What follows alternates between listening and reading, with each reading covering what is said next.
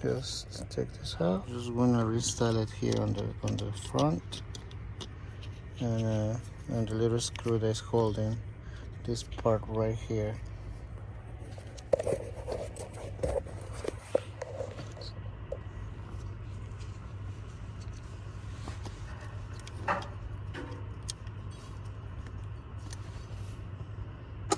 You just take your time, guys. Don't rush it. Okay.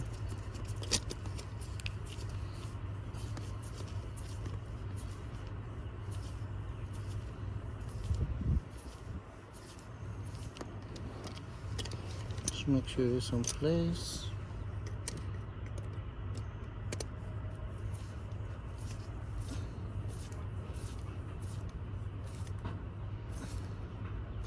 There you go.